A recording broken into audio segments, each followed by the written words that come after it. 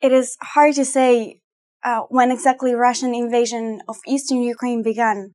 But while Ukrainian society was still shocked because of the Crimean invasion, pro-Russian separatists seized control of government buildings in eastern cities of Donetsk and Luhansk, calling for a referendum of independence. It was the same Crimean scenario of the discrete invasion. The suddenly appeared pro-Russian separatists claimed that they do not trust Kyiv's government and therefore they decided to establish the so-called Donetsk People's Republic and Luhansk People's Republic. There are few key factors to explain why the seizure of the governmental building was possible in eastern Ukraine. The first factor is time. Just 1 month had passed since Maidan protests which overthrew Yanukovych. However, his corrupt regime affected all branches of the judiciary and police in Ukrainian regions, especially in eastern Ukraine where Yanukovych comes from. Corrupt judges and police officers knew they wouldn't have to assume responsibility for their actions during Yanukovych's regime, as parties that opposed Yanukovych came to power in Kyiv. And that is why they had no desire to be loyal to Kyiv and to protect Ukrainian interests when the pro-Russian separatists appeared. The second factor is the traditional passiveness of the population in eastern Ukraine.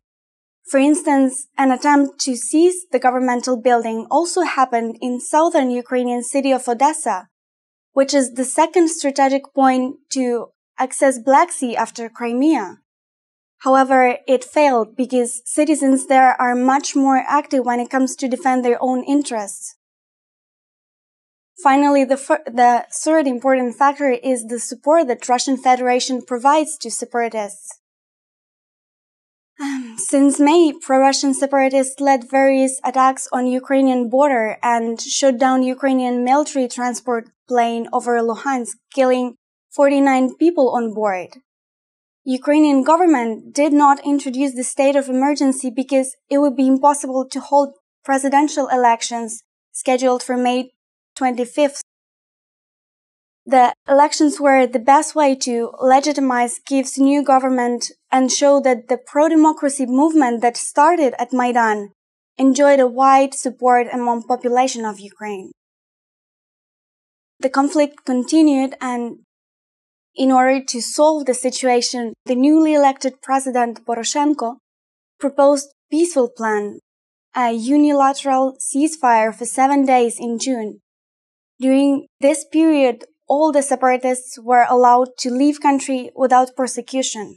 On July 1st, Poroshenko ended the polemic ceasefire and launched military operation against pro-Russian separatists. However, it was not until rebels shot down Malaysian airline flight MH17 that West started to realize how significant the conflict is. To conclude, this October 2014, UN Human Rights Office said the number of victims of military hostilities in east of Ukraine is almost 3,800 people. Over 8,000 have been wounded to date.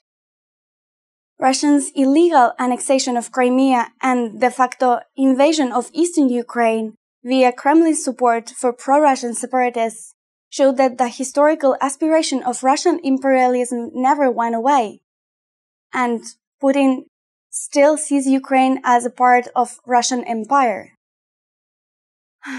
But the question is not how Putin sees Ukraine. The question is to what degree the West is willing to tolerate Russia's covert invasion of Ukraine that threatens the entire global order established after the Second World War.